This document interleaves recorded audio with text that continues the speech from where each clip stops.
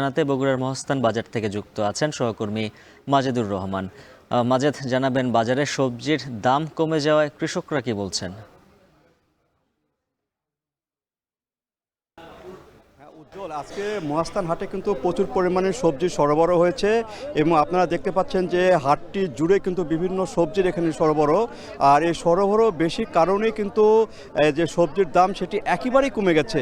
আজকে যদি বলি যে এই ফুলকপি যেটি বিক্রি হচ্ছে 1 থেকে 1.5 টাকা কেজি দরে ফুলকপি বিক্রি হচ্ছে, কোনো ফুলকপি আবার 2 থেকে 3 টাকা বিক্রি হচ্ছে।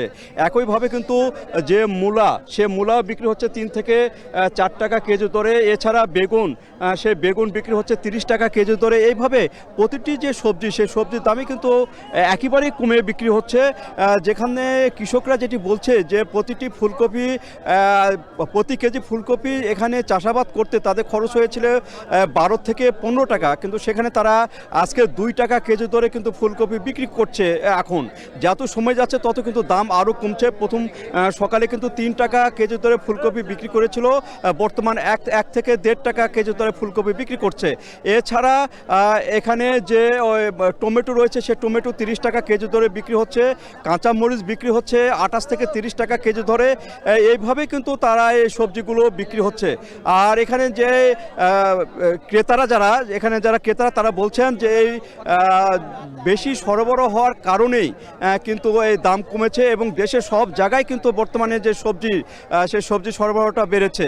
আর এই সবজি সরবরাহ বাড়ার কারণেই কিন্তু দামটা কমেছে। তবে যে বিভিন্ন শহরে যে সবজির দাম সেটি কিন্তু অনেক বেশি বিক্রি হচ্ছে। এর কারণ হিসাবে যেটি আড়তদার এবং পাইকাররা যেটা বলছেন যে এখানে সরবরাহ করতে যে খরচগুলো, এই খরচগুলো অনেক বেড়ে গেছে। বিশেষ করে তেলের দাম, পরিবহন খরচ, টোল খরচ, তাছাড়া কুলি খরচ, এইভাবে দাম বৃদ্ধি হওয়ার কারণে কিন্তু ঢাকা সহ বিভিন্ন যে শহরগুলোতে রয়েছে সেই শহরগুলোতে দাম কিন্তু এখনও অনেক বেশি দামে বিক্রি হচ্ছে। যেমন ঢাকা শহরে আজকে ফুলকপি বিক্রি হচ্ছে 20 থেকে 30 টাকা কেজি দরে, কিন্তু এখানে বিক্রি হচ্ছে 1.5 টাকা থেকে 2 টাকা কেজি দরে।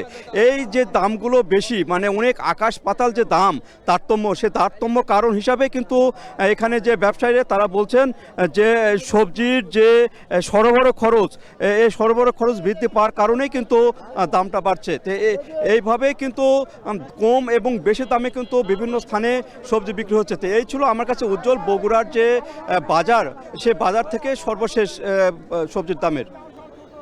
মাজেদুর রহমান জানাচ্ছিলেন বগুড়া থেকে শীতকালীন সবজির বাজার পরিস্থিতি। দেখছেন এখন বাণিজ্য।